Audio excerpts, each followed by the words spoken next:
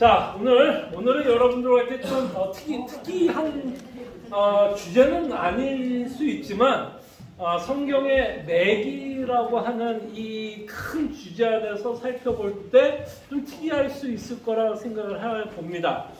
오늘 여러분들과 함께 좀 생각해 보려고 하는 건 결혼이에요. 결혼. 예, 괜찮습니다. 예, 엉덩이가 아플 수 있으니까요. 방석 필요하신 분들은 방석 꼭 하세요. 예, 오늘 결혼에 대해서 한번 생각해 볼게요. 결혼은 뭐죠, 여러분? 결혼. 여러분들이 생각하는 결혼은 뭐예요? 결혼.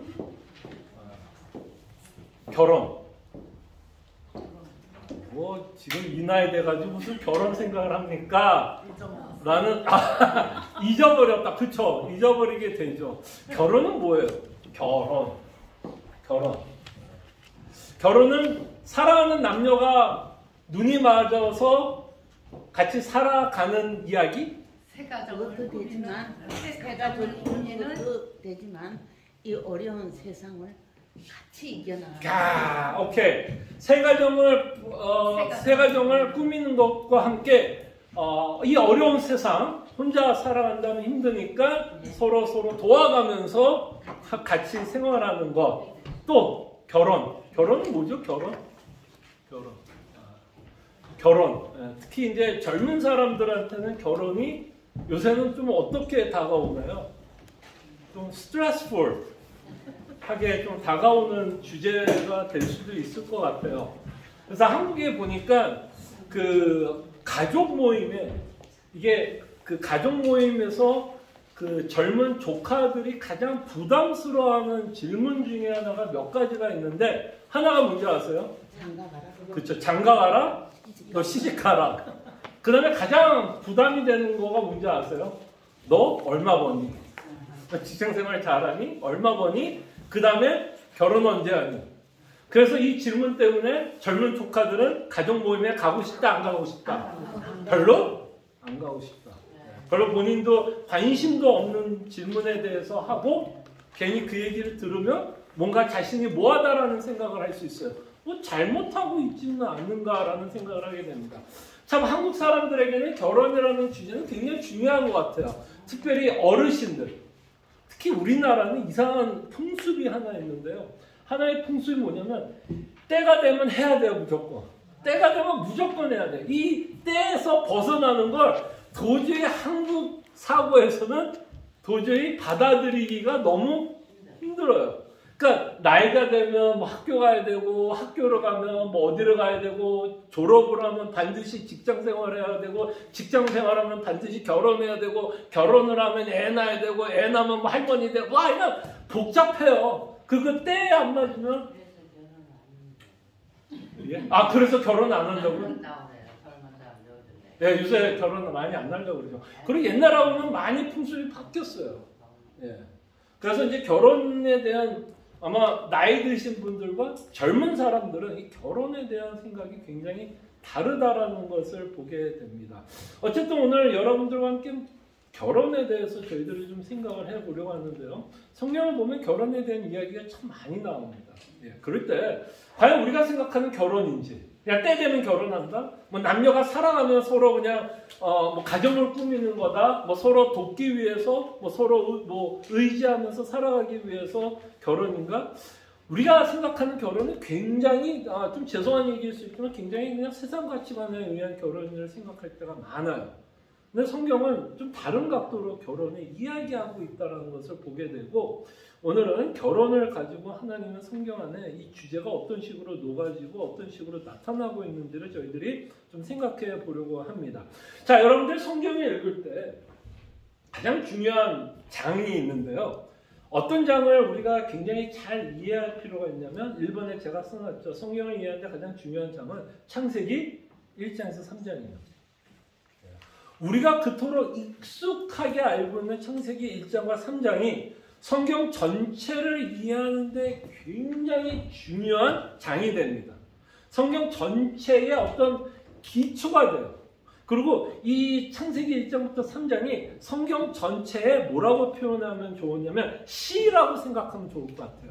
시가 창세기 1장부터 3장까지 시가 뿌려지고 그러면 이제 3장 이후부터는 뭘까요? 이 시가 자라나고 있는 모습이 사실 성경 전체에 기록되어 있는 거고 그 나무가 자라나야 열매를 맺는 최종 성취는 그 열매는 이제 누구로?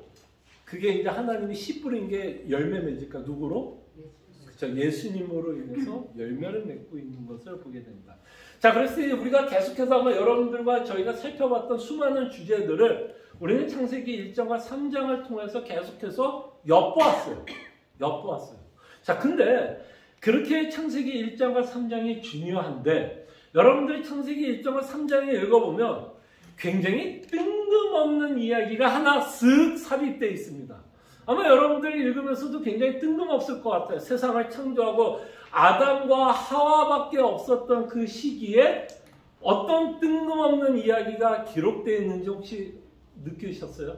참 이 구절 읽을 때마다 참 뜬금없다. 왜 여기서 갑자기 하나님이 세상을 창조했는데 그 창조하자마자 뜬금없이 거기에 기록된 내용이 뭐죠? 네?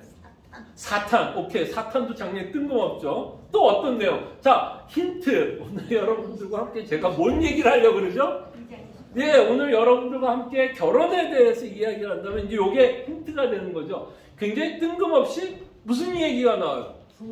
결혼, 그쵸? 부모를 떠나 남녀가 하나가 되어 결혼의 이야기가 나오고 있는 것을 보게 됩니다. 여러분 그거 읽을 때마다 좀 그런 생각 안 들었어요? 뜬금없다?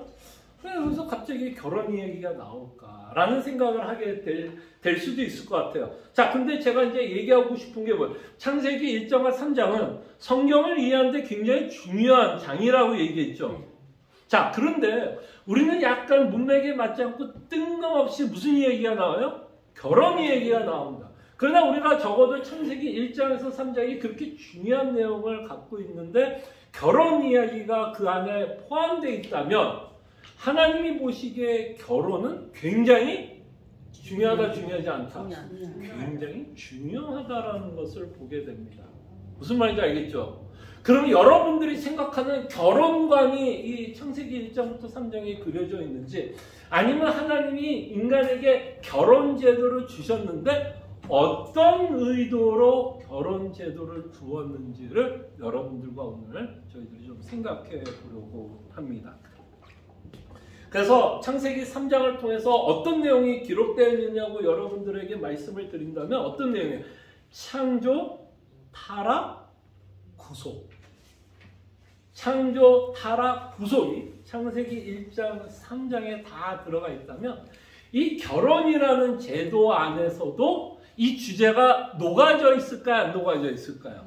결혼이라고 하는 제도 안에 창조, 타락, 구속이라고 하는 주제가 이 결혼에도 녹아져 있어요. 그러니까 여러분들이 생각하는 무슨 로맨틱한 드라마 생각하면 안 돼요. 그냥 때가 되면 내가 사랑하는 사람 만나서 뭐 새 보금자리를 만든다 이런 의도가 아니라는 것을 우리는 이미 생각해 볼 수 있을 것입니다. 그래서 2장 18절에 보면 결혼의 목적에 대해서 우리가 좀 생각해 봤으면 좋겠어요. 2장 18절에 보면 이렇게 시작하죠. 그 뜬금없는 이야기에 이렇게 시작합니다. 여호와 하나님이 이르시되 사람이 혼자 사는 것이 좋지 아니하니 내가 그를 위하여 뭐를 준다? 돕는 배필을 지으리라 하시니라. 지금 누구만 있어요? 지금 현재는 누구만 있어요? 아덴 동산에. 에덴 동산에 누구만 있죠? 아담 있죠. 그러니까 하나님이 보시기에 혼자 있는 것이 좀 안 돼 보였는지 돕는 배필로 누구를 창조해요? 하와 또는 여자를 창조합니다. 자, 그런데 여기서 이제 돕는 배필이라고 그러면 야, 이 구절 누가 가장 좋아할까요? 이 돕는 배필이라고 그러면 누가 가장 좋아할까요? 남편이 너무너무 좋아하는 구절이 되죠. 자, 이걸로 맨날 이 구절로 누구 괴롭힐 수 있어요? 내 부인 괴롭힐 수 있어요. 이것 봐라, 성경에 보니까 당신의 존재는 나를 돕기 위해서 하나님이 창조하셨다라는 식으로 이 구절을 사용하는 자들은 이 중에 없겠죠. 이렇게 얘기하면 다 굶어 죽습니다. 그죠, 장로님? 예, 이거 어디 가서 감히 당신은 나를 위해서 창조함을 받았다 그러면 아유 굶어 죽죠. 근데 여러분 생각해보세요. 이 돕는 배필이라고 하면 무슨 의미일까요, 여러분? 무슨 의미예요? 돕는 배필. 그러니까 이 여자를 통해서 뭔가가 이루어진다라는 얘기예요. 그러니까 뭔가를 이루는 데 있어서 이 여자가 굉장히 중요한 역할을 한다라는 얘기예요. 돕는 배필. 뭐를 돕는 걸까? 뭘 이루기 위해서 하나님이 하와를 예? 민족을 이루는 거. 그 민족을 이루기 위해서 해야 되는 먼저가 뭘까요? 그렇죠. 자손 번성이 중요한 거예요. 야, 그렇다고 여러분 이 구절을 보면 야 여자는 애 낳다가 죽는 거구나 이 얘기하는 거 아니에요 또. 자 그럴 때 여러분 이미 하나님이 아담을 창조하면서 어떤 명령을 줬는지 혹시 기억나세요? 하나님이 아담에게 줬던 가장 중요한 명령이 하나 있어요. 우리가 이제 생각하는 명령은 많이 포커스를 둔 게 선악을 알게 하는 열매에 많이 포커스를 두지만 사실은 하나님이 아담에게 준 여러 명령 중에 하나가 선악을 알게 하는 열매인데 여러 명령 중에 하나가 굉장히 중요한 명령이 하나 있었어요. 뭘까요? 자손을 낳으라는 것이 땅을 정복하고 그쵸. 땅을 정복하고 또 다스리고 또 하나님의 법을 지킨 것 또 가장 중요한 게 빠졌어요. 그쵸. 생육하고 번성하라고 말씀을 합니다. 자, 그게 바로 창세기 1장 28절에 나오죠. 하나님이 그들에게 복을 주시며 하나님이 그들에게 이르시되 뭐하라고요? 생육하고 번성하여 땅에 충만하라. 땅을 정복하라. 바다의 물고기와 하늘의 새와 땅에 움직이는 모든 생물을 다스리라 하시니라. 자, 이것이 바로 하나님이 아담을 창조하고 아담에게 준 명령이 돼요. 그럼 이 명령 안에는 뭐가 들어있어요? 뭐가 들어있는 걸까요? 하나님의 계획이 들어있는 거예요. 하나님의 계획. 하나님의 계획은 뭐예요? 이 세상에 사람들이 생육되어지고 번성되어지기를 바라는 거예요. 그럼 여자를 창조한 이유가 뭐가 될까요? 뭐가 될 것 같아요? 그냥 애를 낳는다라고 생각하지 마시고 여자가 있어서 생육하여 번성하게끔 하기 위해서 누가 필요해요? 여자가 필요해요. 바이올로지컬하게 여자가 필요해요. 남자가 혼자 애를 낳을 수 없어요. 애를 낳기 위해서 여자를 하나님께서 붙여줍니다. 그렇다면 이 구절이 그냥 애를 낳기 위한 무슨 공장으로 여자를 만든 게 아니라 사실은 이 안에는 어떤 의미가 들어가 있는 거야. 돕는 배필이라 그러면 이 둘이 뭐를 하게 되는 걸까요? 하나님의 뜻을 서로 이뤄가는 자로 하나님이 불러주셨다는 거예요. 이게 중요한 거예요. 무슨 말인지 알겠죠?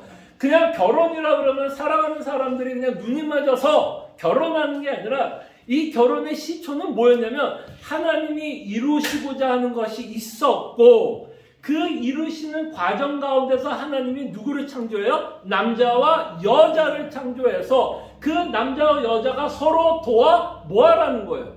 하나님이 갖고 있는 뜻을 이루기 위해서. 그 뜻은 뭐예요? 생육하고 번성시키기 위해서 하나님이 여자를 지었어요. 그러니까 이 돕는 배필이라는 건 결국 어떤 의미를 갖고 있는 거예요? 하나님의 계획을 이루시기 위해서 주신 제도가 뭐예요? 결혼제도예요. 그러니까 이거는 정말 여러분이 생각하는 무슨 드라마에서 나오는 로맨틱한 얘기가 아니에요. 결혼은 결국 뭐예요? 하나님의 뜻을, 계획을 이루기 위한 수단이 되고 있는 거고 그 수단에 누가 동원이 되는 거예요? 남자와 여자가 동원되고 있다는 것이 성경에서 말하고 있는 결혼 제도가 갖고 있는 의미라는 것을 보게 됩니다. 그래서 10번에 보면 10번은 웨스트민스터 신앙고백서 여러분들 읽어보면 결혼에 관한 내용이 적혀 있어요. 결혼과 이혼에 관한 내용이 적혀 있는데 결혼에 대한 내용을 이렇게 정리합니다. 결혼은 남편과 아내가 서로 돕기 위해서 뭐를 돕는 거죠? 뭐를 돕는 거예요? 서로 뭐를 돕는 거예요? 하나님의 계획을 이루기 위해서 서로 돕는 얘기예요. 그 돕는 구체적인 내용이 뭐예요? 생육하고 번성하는 거예요. 예. 결혼은 남편과 아내가 서로 돕기 위해 합법적 자녀를 가진 인류와 거룩한 씨를 가진 교회의 증가를 위하여 부정을 막기 위하여 제정되었다. 그래서 이 뒷부분은 이제 우리가 조금 이따가 생각을 해볼게요. 결혼은 누구를 위해서 만들어진 걸까요, 그러면? 하나님을 위해서 만들어진 거예요. 네, 남녀가 서로 사랑하기 때문에 서로 사랑을 위해서 만들어진 게 아니라 하나님이 계획한 것을 이루기 위한 제도가 되고 있다는 것을 보시기를 바랍니다. 자, 이렇게 결혼이라는 것을 통해서 하나님은 자신이 계획했던 것을 이루어가기 위해서 주신 제도이고, 또한 이 결혼은 인간과 인간의 관계를 보여주고 있습니다. 인간과 인간의 관계. 요거는 이제 우리가 좀 잘 알고 있는 결혼에 관한 내용일 수도 있겠죠. 남녀의 사랑이 이제 전제가 되어 이제 결혼을 하게 되는데, 이 남녀의 관계를 통해서 누구와 누구의 관계를 우리에게 보여주려고 한 게 결혼 제도냐면 하나님과 인간의 관계를 보여주기 위한 것이 결혼 제도예요. 그러니까 남자와 여자가 결혼하는 게 중요한 게 아니라 이 결혼 제도를 통해서 하나님이 만든 이유는 뭐예요? 하나님과 인간의 관계를 설명하기 위해서 주신 제도가 결혼 제도예요. 그래서 하나님이 하와를 만들고 나서 그 하와를 본 아담은 뭐라고 여러분 고백하나 보십시오. 창세기 2장 23절에 보면 하와가 이제 잠이 들었고 깨었고 갈빗대를 떼어서 여자가 만들어졌고 그 여자를 만든 것을 통해서 아담이 뭐라고 고백하는지 보세요. 아담이 이르되 이는 내 뼈 중에 뼈요 살 중에 살이라 이것을 남자에게서 취하신즉 여자라 부르리라 하시니라. 그러니까 이게 뭐야? 내 뼈 중에 뼈요 살 중에 살. 그러면서 여자가 뭐라고 이 아담은 고백하는 거예요. 정말 나에게는 가장 소중하고 귀중하며 남자에게 이 여자에 대한 마음이 뭐를 그리는 것 같아요? 이 남자가 여자를 향한 어떤 마음을 그리는 것 같아요? 야, 너는 뼈 중에 뼈야, 살 중에 살이라고 하면서 이 아담이 하와에게 하는 이 멘트는 결국 뭐의 멘트예요? 사랑의 멘트예요. 자, 여러분들 남편들 오늘 집에 가시면 부인들에게 당신은 내 살 중에 살이요, 뼈 중에 뼈라고 한번 닭살이. 이게 진짜 사랑의 표현이었어요. 이게 뭐야? 하나라는 의미 아니야, 하나.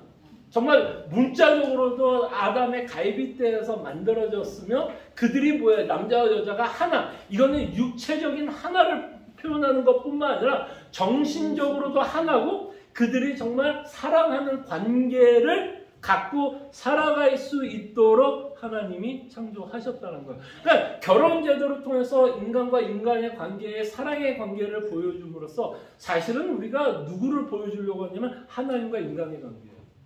하나님과 인간의 무슨 관계를 보여주냐면 사랑의 관계를 보여주는 거예요.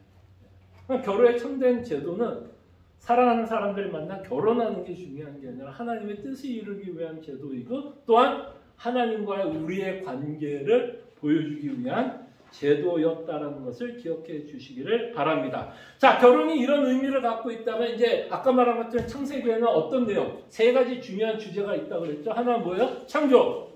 그 다음에 또 하나 타락. 그 다음에 또 하나 구속. 그러면 이제 결혼에 이제 우리가 어떤 의미를 봤어요. 진정한 의미를 봤으면 이 안에는 이제 어떤 내용이 들어갈 수밖에 없어요. 타락이 들어가죠. 그 타락의 이야기는 창세기 몇 장에 기록돼요? 3장에 기록되어 있는 것을 보게 됩니다. 자, 여러분들 잘 아는 스토리죠. 어느 날 아담과 하와가 뭐를 먹게 되죠? 선악을 알게 하는 열매를 먹습니다. 그걸 먹고 난 후에 아담은 뭘 느꼈을까요? 죄책감을 느꼈죠. 자신의 죄를 하나님 앞에서 지었으니까. 그 죄책감을 느꼈던 아담은 뭐하죠? 숨어요. 이렇게 숨으면 마치 하나님의 임재로부터 숨을 수 있을 거라 생각하고 확 숨는데 하나님이 뭐하죠? 아담을 불러요. 아담을 부르면서 너가 뭘 했냐는 식으로 추궁을 하고 선악을 알게 하는 열매를 먹었느냐라는 식으로 이야기를 합니다. 자, 그럴 때 아담이 했던 변명은 뭐였어요, 여러분? 여기서 굉장히 무서운 인간과 인간의 관계가 완전히 깨지는 모습을 보게 됩니다. 뭘 보죠? 변명을 합니다. 근데 그 변명은 사실이었어요? 사실이 아니었어요? 사실이기도 했어요, 사실은. 근데 그 변명을 통해서 아담이 했던 가장 큰 잘못은 뭐였는지 한번 생각해 볼게요. 자, 뭐였어요? 변명이 뭐였죠? 하나님이 내게 준. 그렇죠. 하나님이 내게 준 여인 때문에 내가 먹었다. 이 한마디로 일타 쌍피. 야, 지워주세요. 자, 이거 지워주시고, 야, 이거 뭐든지 답을 잘하시네요. 성경이면 성경, 취미는 아니겠죠. 그러니까 일단 상피가 이루어져요. 그러니까 지금 한마디로 두 명을 그냥 다 보내버렸어요. 첫째 누구 보냈어요? 첫째는 하와를 보냈고, 둘째는 이제 하나님을. 예. 그래서 결국 여기서 가장 무서운 게 뭐세요? 아담은 결국 누구를 탓한 걸까요? 하와가 아니었어요. 하나님을 탓한 거예요. 그게 이 타락이 이 아담이 갖고 있는 가장 큰 문제였어요. 여자가 속인 건 맞아요. 그러면서 자신이 이제 변명한 게 뭐예요? 결국 내가 이렇게 죄진 건 누구 때문에? 하나님 때문에. 야, 이거 딱 누구 본성이에요? 인간의 본성이에요. 인간이 가장 잘하는 것 중에 하나가 뭘까요? 남 탓하는 거. 이거를 이제 속담으로 이야기하면, 속담은 아닐지 몰라도 뭐죠? 물귀신정사. 죽으면 나 혼자는 절대로 못 죽어. 한 명은 같이 죽어야 돼. 이게 인간의 본성인 것 같아요. 이기적인 마음. 끊임없이 자신의 잘못을 인정하지 못하고 끊임없이 뭐예요, 인간은? 누군가 탓해요. 너무 잘합니다, 우리는. 이거는 그냥 태어나는 순간부터 누가 가르쳐 주지 않는데 애들 키워보면 딱 알지 않아요?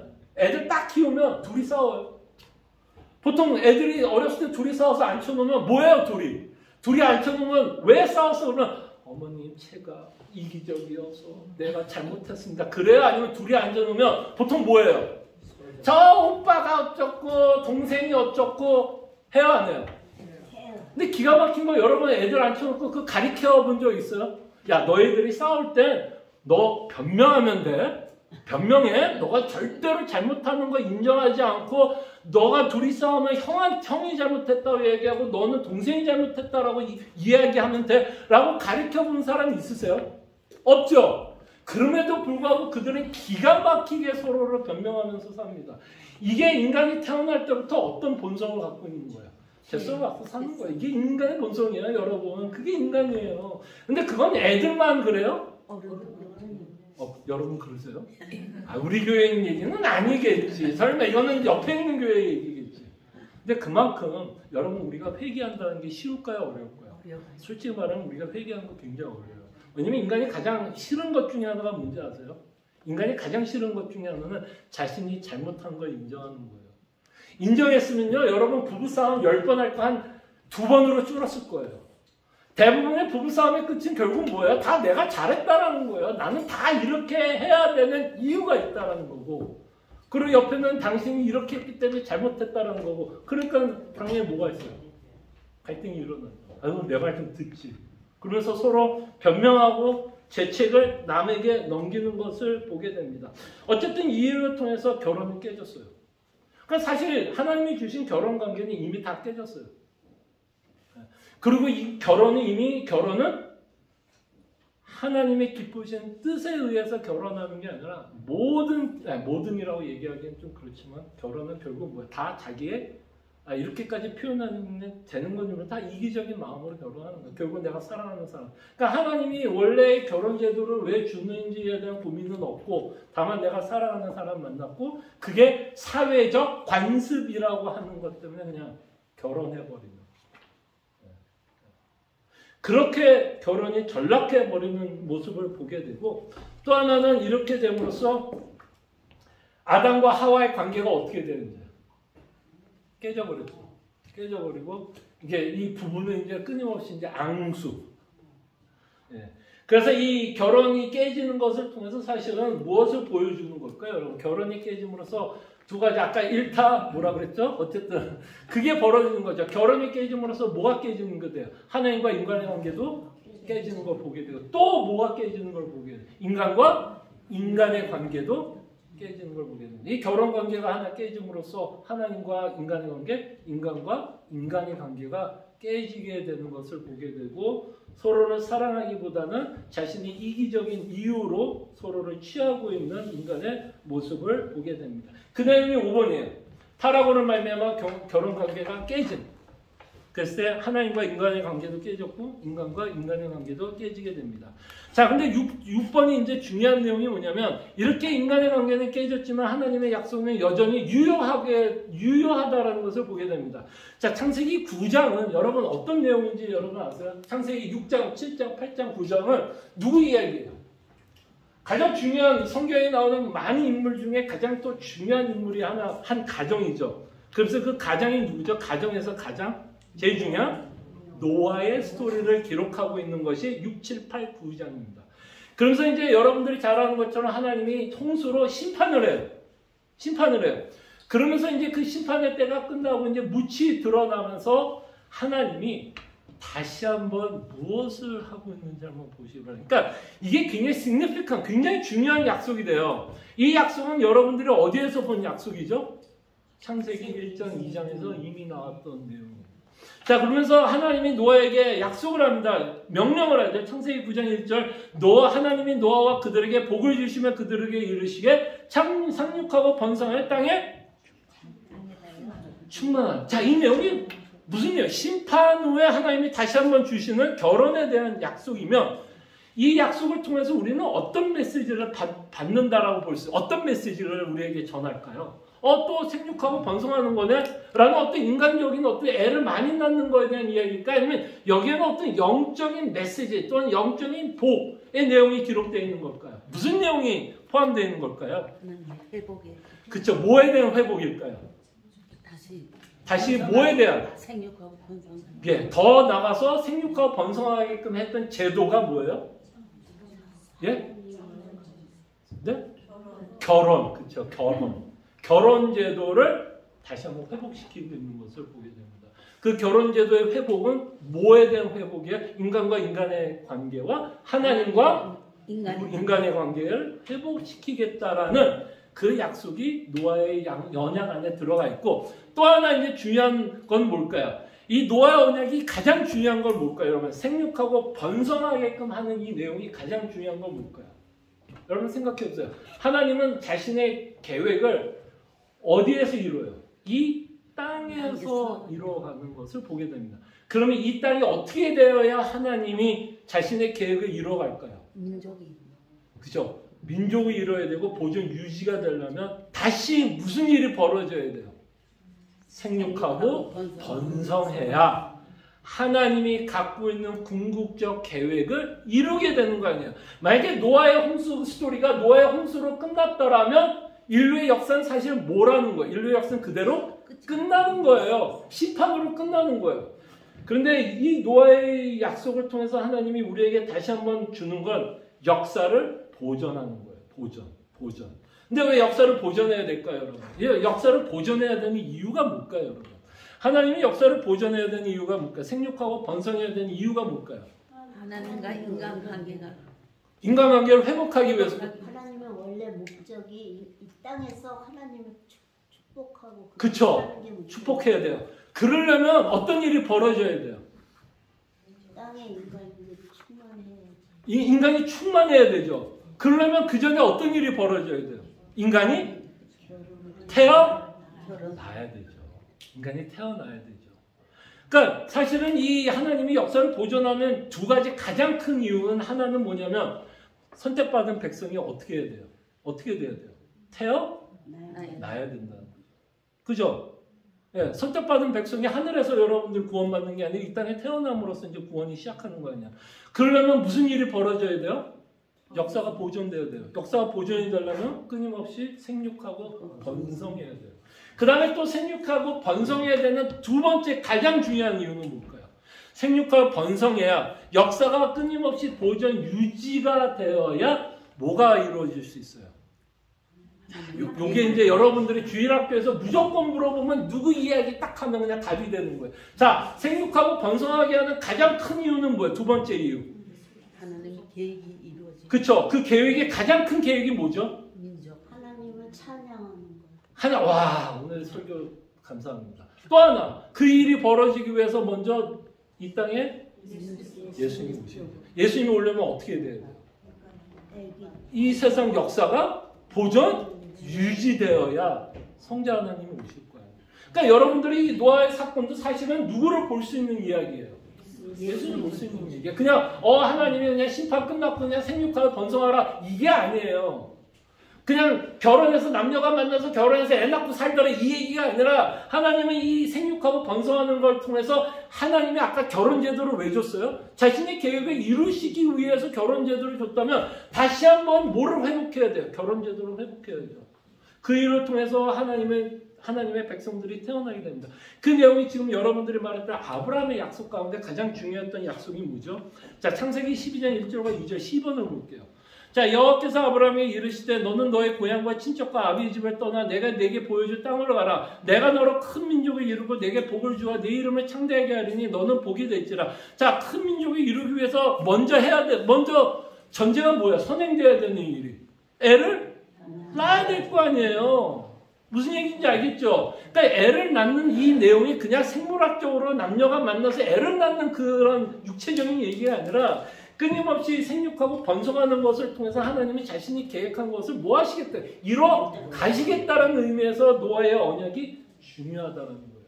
결혼제도를 다시 한번 회복시키고 있다는 것을 보게 되고 아브라함의 후손에게도 끊임없이 약속을 하고 있는 것을 보게 됩니다. 자, 창세기 26장 2절과 4절은 이삭에게도 똑같은 약속을 줘요. 무슨 약속? 내 자손을 하늘의 별과 같이 뭐 한다고요?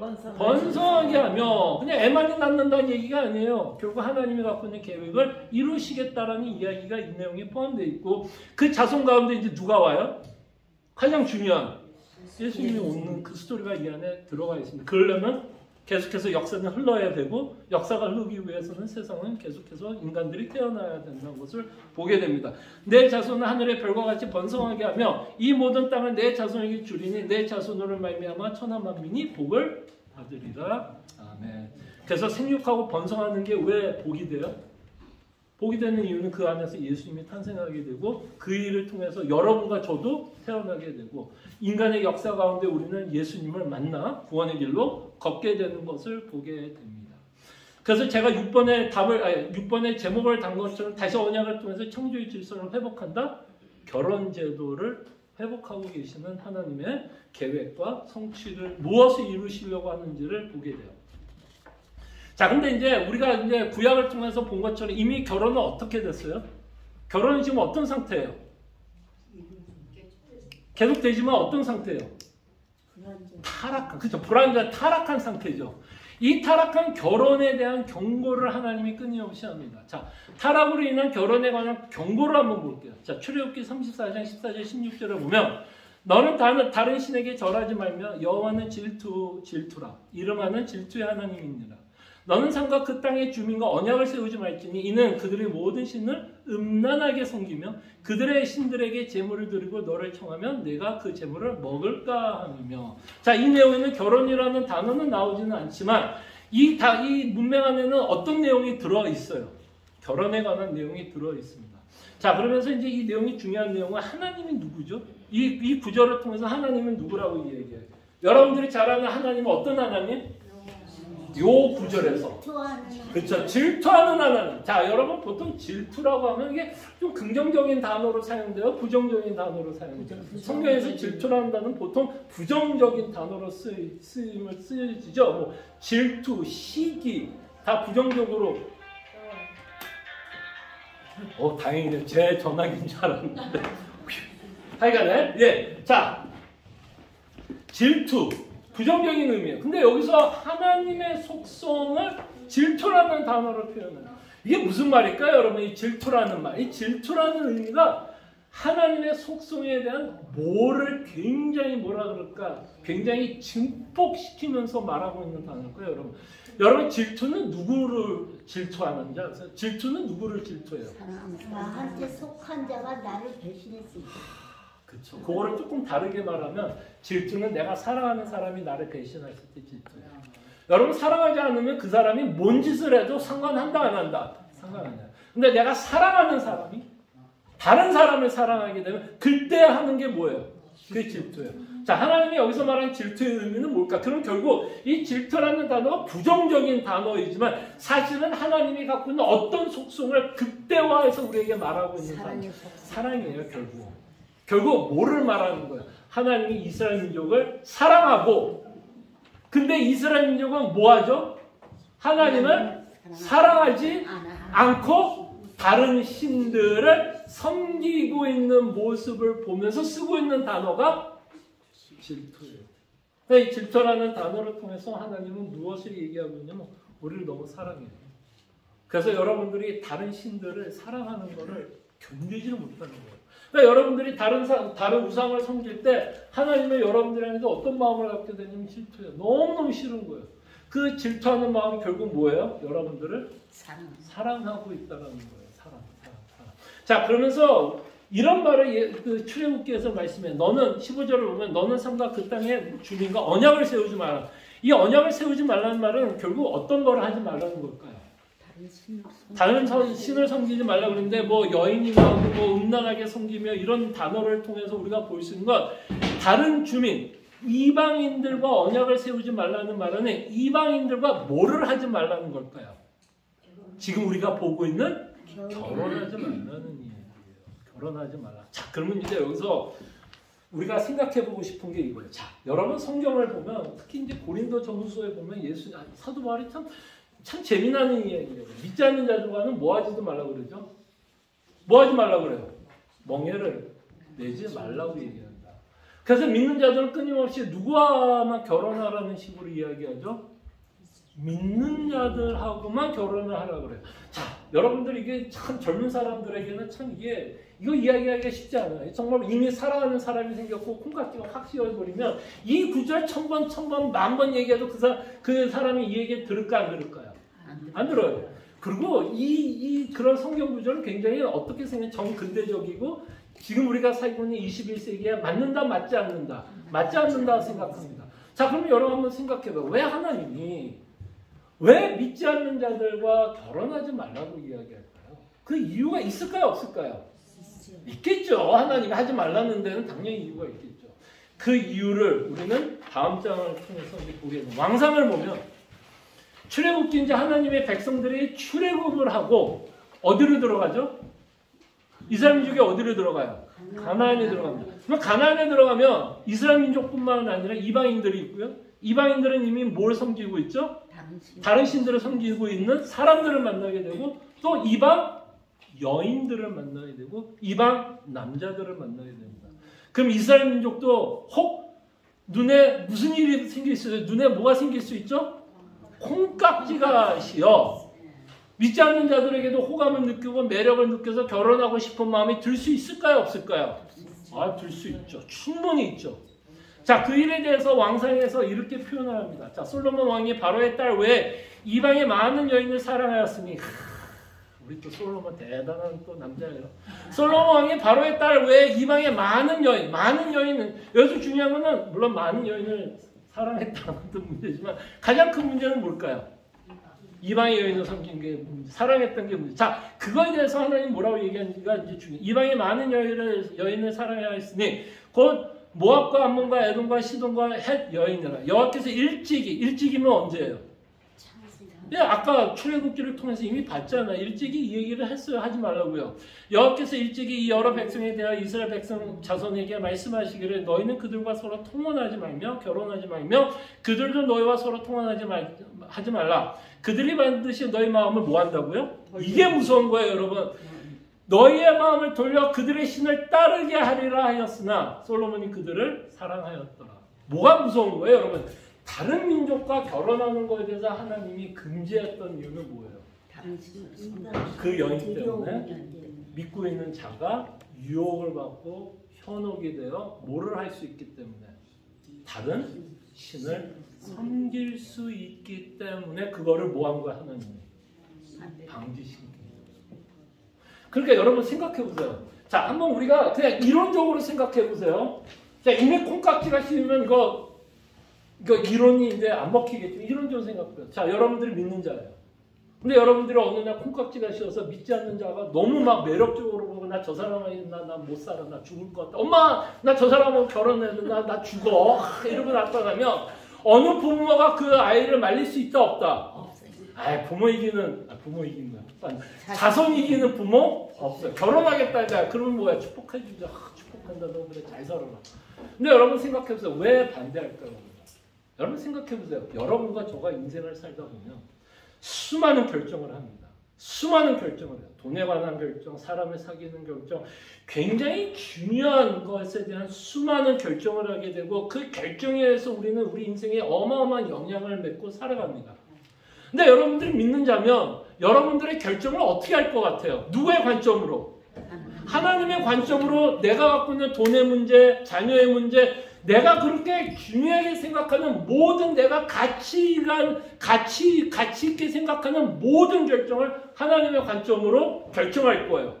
근데 믿지 않는 자들이 자녀 문제가 생기면 여러분들은 믿는다고 해서 이 자녀를 하나님의 관점에 키우려고 하고 생각하려고 그러고 그렇게 밀어붙이려고 하면 믿지 않는 남편은 거기에 여러분 설득될 것 같아요? 안 될 것 같아요? 될 것 같아요? 안 될 것 같아요? 당연히 안 되죠. 관점이 다른데, 삶의 관점이 다른데, 그럼 거기서 당연히 어떤 일이 벌어질 수밖에 없어요. 이들 부인이 이기든지, 남편이 이기든지. 그러면 이제 부인이 지게 되면 이제 사실은 어떤 상황이 벌어지는 걸까요? 부인이 진다라는 얘기는 결국 자신의 가치관이 뭐 하는 거예요, 이제? 뭐 하는 걸까요, 여러분? 솔직히 말하면. 변하는 거예요, 그게. 여러분들의 가치관이 변하는 거야. 그러면서 뭐가 설득이 되는 거예요? 세상 가치관이 변해. 이제 세상 가치관이 뭐 하는 걸까? 설득되는 거예요. 무슨 얘기인지 알겠죠? 그러니까 이게 이제 이론입니다. 이게 현실에 오면 이게 자녀를 설득한다는 게 참 어렵지만 정말 여러분들의 인생이 정말 하나님이 가장 귀중하다 그러면 여러분들의 모든 결정이 하나님의 관점으로 결정하게 되고 만약에 그런 인생관을 갖고 있다면 당연히 여러분들이 물론 여기 계신 분들 다 결혼했으니까 이론적으로 이야기하는 거예요. 당연히 여러분들이 누군가를 결혼한다면 이론적으로는 당연히 누구랑 결혼하는 게 맞을 거예요. 나와 똑같은 가치관, 내가 사랑하는 하나님을 사랑하는 배우자를 만나고 싶지 내가 사랑하는 하나님과 전혀 상관이 없는 사람을 만난다? 저는 그건 이론적으로는 불가능하다고 봅니다. 자, 사랑의 콩깍지가 이래서 무서운 거야. 사랑의 콩깍지가 씌면 우리가 생각하는 이론이 다 뒤집어지는 건 사실이지만 이론적으로 말하면 맞아요, 틀려요? 맞잖아요. 내가 사랑하는 하나님을 사랑하지 않는 사람과 내가 평생을 산다? 그러면서 내가 결정을 해야 되는 수많은 결정과 이 남편과 함께 내가 결정을 해야 된다? 그러면 당연히 어떤 일이 벌어질 수밖에 없어요. 갈등의 연속밖에 있을 수밖에 없어요. 어쨌든 이 결혼 관계를 통해서 하나님이 가장 걱정했던 건 뭐예요? 믿는 자가 믿지 않는 자들에게 뭐를 받을까 봐? 영향받을까 봐요. 믿음이 흔들릴까 봐. 믿음의 유혹을 받을까 봐. 다른 신을 믿을까 봐. 거기다 더 중요한 내용은 뭐야? 하나님은 어떤 하나님? 질투하시는 하나님. 다른 신을 섬기기를 원하지 않는 하나님의 모습을 보게 됩니다. 어쨌든 결혼이 이걸로 인해서 여러분 이미 깨졌어요. 솔로몬, 우리가 잘 아는 솔로몬, 전도서를 썼던 솔로몬도 뭐 했다고요? 야, 이거 얼마나 적나라해. 솔로몬 왕이 바로의 딸 위에 이방의 많은 여인을 뭐 했다? 솔로몬 자체도 하나님 주신 율법을 지켰다, 안 지켰다? 지켰어. 이미 말씀드린 것처럼 결혼 제도는 이미 깨졌어요. 그러니까 사실 이 땅에서 인간이 죄 안에 있는 결혼은 성경에서 말하는 결혼은 더 이상은 사실은 없어요. 있을 수가 없어요. 인간이 타락한 이상. 다 자기의 어떤 이기적인 자기가 자기의 생각 가운데 결혼하는 거지 하나님의 뜻 가운데서 결혼하는 일은 이제 더 이상 찾아보기 힘들다라는 것을 저희들이 보게 됩니다. 그럴 때 하나님이 이제 결혼의 진정한 의미를 회복하게 되죠. 그게 이제 누구를 통해서 이제 회복되냐면 예수님을 통해서 회복되는 거예요.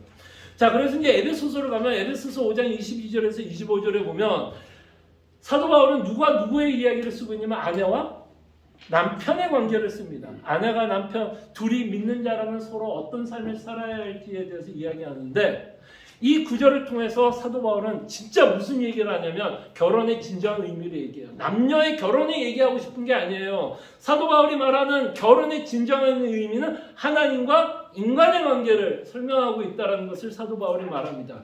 그래서 읽을 때 22절 아내들이여 자기 남편에게 복종하기를 주께 하듯 하라. 이는 남편이 아내의 머리됨이 그리스도께서 교회의 머리됨과 같음이니 그가 바로 몸의 구주시니라. 그러므로 교회가 그리스도에게 하듯 아내들도 범사에 자기 남편에게 복종하였지니라. 남편들아 아내 사랑하기를 그리스도께서 교회를 사랑하시고 그 교회를 위하여 자신을 주심같이 하라. 그래서 이 구절을 통해서 우리가 잘 아는 것처럼 교회가 누가 돼요? 신부가 되고 예수님이 뭐가 되는 거죠? 신왕이 되고 있는 것을 보게 됩니다. 그래서 이 관계를 통해서 하나님과 인간의 관계를 누구를 통해서 회복시키고 있냐면 예수님을 통해서 하나님과 우리의 관계를 회복하는 거예요. 그러니까 진정한 결혼의 제도는 우리가 어디에서 맛보게 되냐면 예수님과의 관계를 통해서 우리는 진정한 결혼의 의미를 다시 한번 찾게 되고 다시 한번 이 진정한 결혼의 의미를 통해서 남편들은 아내들에게 무엇을 요구해야 되는지에 대한 구체적인 삶의 내용도 나타나게 된다는 거죠. 그러니까 여러분들이 지금 예수님과 사귀고 있다면 성경적인 의미라면 여러분들이 이미 뭐 했다라고 말할 수 있어요? 결혼한 거예요. 결혼한 거예요, 예수님과.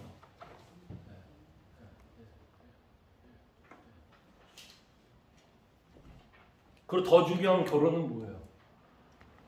남녀의 사랑의 결혼이 중요한 게 아니라 예수를 믿는 게 더 중요한 거고 바로 그것에 결혼의 진정한 의미를 보게 됩니다. 자, 그러면서 여러분 이 성경의 맥을 통해서 제가 여러분들에게 끊임없이 보여주려고 했던 게 뭔지 아세요? 창세기 1장과 3장을 통해서 여기에 뭐라 그랬지?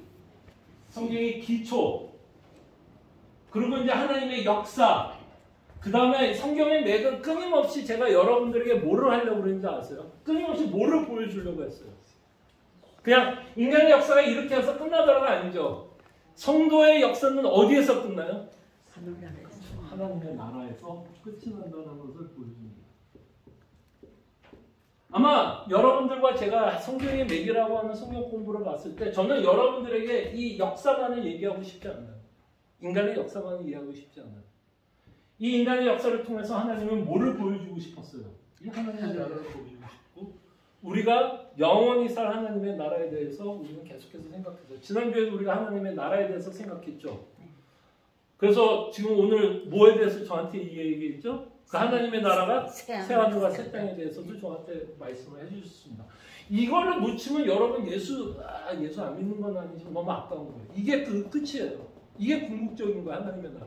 그러니까 여기는 다 뭐예요, 여러분과 제가 여기서 80년, 100년을 살아요. 여기는 다 뭐예요? 일시적인 거예요, 여러분. 100년이에요. 길어야 100년이에요. 일시적인. 여기가 궁극적이고 여기가 더 뭐예요? 더 나은 네, 본향. 히브리서로 보면 본향. 그러니까 성경은 끝은 다 어디로 보여줘요? 새하늘과 새 땅 하나님의 나라. 그러면 결혼의 끝도 어딜까요? 새하늘과 새 땅입니다. 이 결혼의 끝도. 결혼의 끝도. 예. 그러니까 여러분들은 지금 이게 좀 좋은 표현인지 모르지만 여러분들과 지금 예수님과는 뭐예요? 혼인신고하면서 살고 있는 거예요. 무슨 말인지 알겠죠? 혼인신고하면서 살고 있는 것 뿐이야 지금. 아직은 이 땅에서. 그러면 이제 하나님과 이제 살 신혼집이 어딜까요? 여기가 신혼방이에요. 그러니까 여기서는 그냥 혼인신고만 하고 사는 땅이에요. 이 땅은. 그러니까 여기서 여러분 사는 게 아니라 여기가 어디예요? 신혼방. 예. 그래서 예수님이 요한복음 14장에 보면 예수님이 떠나신다 그러면서 뭐를 준비한다 그러죠? 너희들이 거할 거처. 그 거처가 뭘까요, 여러분? 새하늘과 새 땅? 요것과 연관을 시키면 뭘까요? 그 거처가 신혼집이 돼요. 예. 자, 그 내용이 제가 얘기하는 게 아니라 계시록 19장 6절과 10절에 보면 무슨 내용이 기록되어 있는지 보세요. 또 내가 들으니 허다한 무리의 음성과도 같고 많은 물소리와도 같고 큰 우레소리와도 같은 소리로 이르되 할렐루야 주 우리 하나님 곧 전능하신 이가 통치하시도다. 우리가 즐거워하고 크게 기뻐하며 그에게 영광을 돌리세 어린 양의 혼인 기약이 이르렀고. 그러니까 여기에서 무슨 일이 벌어진다고요? 어린 양의 혼인 예식이 있다 그럽니다. 그럼 이 어린 양은 누구예요? 예수님이고. 그럼 예수님이 결혼할 상대가 있어요, 없어요? 있어요. 누굴까요? 성도, 교회, 예수를 믿는 자. 네, 그러니까 여기서 뭐 한다는 거예요? 결혼식이 여기서 벌어진다는 얘기예요. 예, 예식장이 되는 거예요. 예식장. 예, 그죠? 계속해서 읽습니다. 실제 우리가 즐거워하고 크게 기뻐하며 그에게 영광을 돌리세. 어린 양의 혼인계약이 이르렀고 그의 아내가 자신을 준비하였으므로. 그 아내가 누구예요? 그 아내가 누구예요? 성도들, 여러분들이에요. 여러분들. 그 아내가 자신을 준비하였으므로 그에게 빛나고 깨끗한 세마포 옷을 입도록 허락하였으니 이 세마포 옷은 성도들의 옳은 행실이로다 하더라. 천사가 내게 말하기를 기록하라. 어린 양의 혼인잔치에 청함을 받은 자들은 복이 있도다 하고 또 내게 말하되 이것은 하나님의 참되신 말씀이라 하기로 내가 그 발 앞에 엎드려 경배하려 하니 그가 나에게 말하기를 나는 너와 및 예수의 증언을 받은 내 형제들과 같이 된 종이니 삼가 그리하지 말고 오직 하나님께 경배하라. 예수의 증언은 예언의 영이라 하더라. 아멘. 그래서 사도 요한을 통해서 뭐를 계속 보여주죠. 마지막에 우리의 삶이 어떻게 끝날지. 그래서 여러분들 삶이 결혼과 연관이 되면 여기가 이제 예식장이 되고 또 예식장이 되면서 또 무슨 집이 돼요? 신혼집. 그렇죠. 신혼집이에요. 그럼 여러분 어디에서 살고 싶으세요? 이 땅에서 그냥 방랑자로 살아가면서 예수를 믿고 살아가고 싶어요? 아니면 신혼집에서 예수님과 얼굴과 얼굴을 맞이하면서 살고 싶으세요? 우리의 소망은 뭐예요? 통일이 아니라 뭐요? 이게 뭐라고요? 이게 하나님의 궁극적인 뭐예요? 계획이에요. 그러면 제가 지난주에도 얘기했지만 성숙한 신앙인은 어떤 자라고 말했죠? 성숙한 신앙인은 뭐예요? 내 생각만 하는 게 아니라 내가 하나님을 믿어 무슨 유익을 받을까에 대한 고민이 아니라 끊임없이 누구의 계획을 생각하면서 사는 거예요. 하나님의 계획. 오늘 솔직히 사도 바울이 보여줬던 행동이 뭐였어요? 자기의 관심이 아니라 끊임없이 누구의 영광이 드러나길 원했어요? 하나님의 영광. 자기는 희생을 하고 억울하고 상관없어요. 그게 바로 신앙의 성숙함이란 우리는 끊임없이 이날을 고대하고 이날을 기다리면서 살아갑니다. 그래서 제가 농담으로, 이건 농담입니다. 이것도 녹음되고 혼날지 모르지만 하여간 제가 생각하는 이것과 연관을 시키면 꼭 생각나는 우리나라 가요가 하나 있어요. 전 복음성가라서 그냥 우스개로 부르지만 여러분 혹시 아십니까? 그 유명한 가수 남진이 불렀던 야, 다 들어가요. 야, 뭐야 그 가사 내용이 물론 성경과 전혀 상관이 없습니다. 근데 그 가사가 우리가 믿고 있는 내용을 좀 어느 정도는 보여주는 부르실 것까지는 없어요. 우리가 다 아니까. 저 푸른 초원 위에 그림 같은 집을 짓고 뭐예요? 사랑하는 누구와 한평생. 자, 그러면 이거를 좀 성경적으로 우리의 믿음 안에서 좀 이해를 한다면 저 푸른 초원은 어디예요? 저 푸른 하늘나라. 님은 누구예요? 하나님 예수. 한평생. 사랑하는 사람과 결혼을 하면서 이 땅에서도 살아가고 싶은 게 남녀의 사랑 가운데서 결혼의 모습이라면 정말 우리가 하나님을 정말 사랑하고 예수님을 사랑한다면 우리의 마음은 어때야 될까요? 이날을 고대하면서 이날을 소망하면서 결혼을 하게 됩니다. 자, 그럴 때 이제 한 가지만 적용하면서 마칠게요. 보세요. 8절을 한번 볼게요. 요한계시록 19장 8절을 한번 볼게요. 자, 이 이 신부는 뭐를 준비하고 있는지 한번 보세요. 8절. 그에게 빛나고 깨끗한 세마포 옷을 입도록 허락하였으니 이 세마포 옷은 성도들의 옳은 행실이로다 하더라. 신부는 결혼식을 준비할까요? 준비하지 않을까요? 준비하죠. 여러분 신부가 그냥 아무 옷이나 입고 들어오는 거 봤어요? 여러분 결혼식 가도 아무 옷 입어요? 그냥 뭐 그날 입었던 트레이닝복에다가 뭐 청바지 하나에다가 그냥 브라우스 하나 입고 뭐 그냥 들어와요? 그냥 잠 깨자마자 그냥 와서 합니까? 아니면 가장 아름다운 모습으로 결혼식에 나와요. 가장 아름다운 모습은 뭐야? 하얀 웨딩드레스에 멋있는 보석, 그 다음에 깔끔한 머리, 화장. 신부는 가장 아름다운 모습으로 누구를 맞이하려고 그래요? 신랑을 맞이하러 갑니다.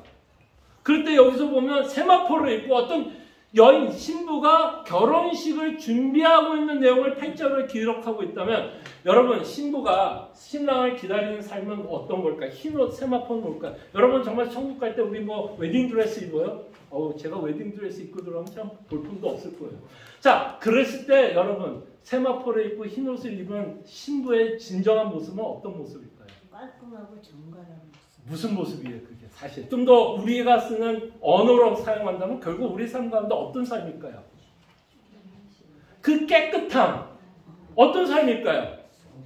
신랑이 가장 싫어하는 게 뭘까요? 예수님이 가장 싫어하는 게 뭘까요? 죄를 짓는 모습 아닐까요? 그렇다면 예수님이 신부에게 바라는 삶을 뭘 것 같아요? 죄를 짓지 않는 모습. 정말 단정한 모습. 흰 세마포를 상징하는 내용이 뭘까요? 정말 하나님 앞에서 하나님이 요구하는 삶을 살고 깨끗한.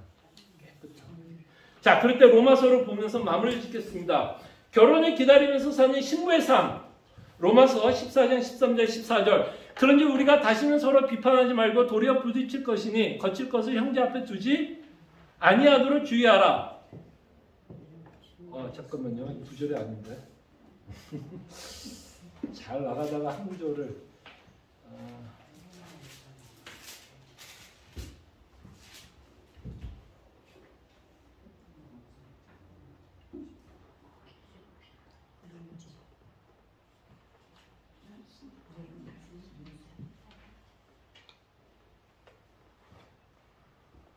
이게 그 로마서에 보면요 단정이라는 단어가 나오는데요. 잠깐만요.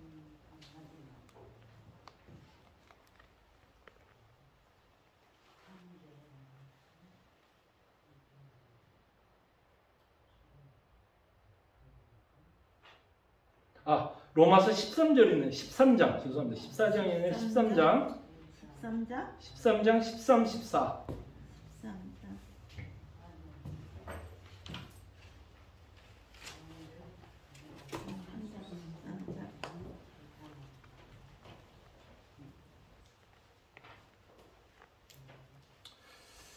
자, 12절부터 읽을게요. 12절. 로마서 14장 12절부터 제가 읽어드리겠습니다. 밤이 깊고 낮이 가까웠으니 그러므로 우리가 어둠이 이를 벗고 빛의 갑옷을 입자. 무슨 얘기예요? 죄 짓지 말자는 얘기잖아요, 사실. 낮에와 같이 단정히 행하고 방탕하거나 술 취하지 말며 음란하거나 호색하지 말며 다투거나 시기하지 말고 오직 주 예수 그리스도로 옷 입고 정욕을 위하여 육신의 일을 도모하지 말라. 이 자가 어떤 자예요? 요한계시록에 나오는 신부가 뭐를 입는 거예요? 단정하게 흰 세마포를 입고 들어가는 모습입니다. 사실 여러분들이 이 삶을 지금 살고 있어요? 안 살고 있어요? 아이고, 이것도 자신이 아무도 없군요. 이렇게 살도록 그러면 우리는 뭐 해야 돼? 이렇게 살도록 애를 써야겠죠. 자, 그렇다면 여러분들이 이 땅에서 어떤 삶을 살아야 돼요? 죄와 싸우고 죄와 죽이면서 사는 삶이 신랑 되시는 예수 그리스도를 기다리고 결혼식을 준비하면서 살아가고 있는 모습이라는 거예요. 자, 그렇다면 이제 결혼식 날 딴따다다 따따다다다 빵 하면서 이제 여러분들이 들어올 거예요. 신부들이 쫙 결혼식 날 들어올 거예요. 신부 되시는 예수님이 신랑 되시는 예수님이 그 신부를 보면서 뭐라고 고백할 것 같아요? 무슨 고백을 할 것 같아요? 뭐라고 고백은 하지 않을까요? 저는 이런 고백을 하지 않을까 싶어요. 예수님이 여러분들이 결혼식에 딱 들어오는 모습을 보면서 뭐라고 고백할 거냐? 이는 내 뼈 중에 뼈요, 살 중에 살이라. 뭐야? 사랑을 표현은 내가 너를 정말 사랑한다. 그러면서 예수님이 이럴 것 같아요. 야, 내가 너희를 위해서 참 잘 죽었다. 내가 죽은 것 때문에. 그리고 내가 부활한 것 때문에 나와 영원히 어디에서 살자? 이것이 우리가 궁극적으로 결혼 제도를 통해서 다시 한번 하나님이 우리에게 가르쳐 주시는 계획과 무엇을 이루시려고 하는지를 저희들에게 보여줍니다. 그럼 결혼 제도 중요하지 않아요? 무진장 중요하다라는 것을 우리가 봅니다. 이제 우리가 함께 기도했으면 해요. 언제나 성경의 맥은 끝을 보자는 거야. 하나님의 나라, 궁극적인 하나님의 나라. 그리고 이 하나님의 나라에 사는 자들은 흰 세마포, 하나님 앞에, 예수님 앞에 단정하게 살려고 애를 씁니다. 그 로마서에서 기록한 대로 정말 단정하게 살아가는 신부의 모습은 어떤 모습일지. 그리고 우리는 예수님에게 너무 잘 보이고 싶은 자들이에요. 왜? 신부이기 때문에. 그래서 예수님께 잘 보이기 위해서 이 땅에서 죽는 날까지 죄와 싸우면서 살아갈 수 있도록 우리가 함께 기도하고 마치도록 하겠습니다. 기도하죠.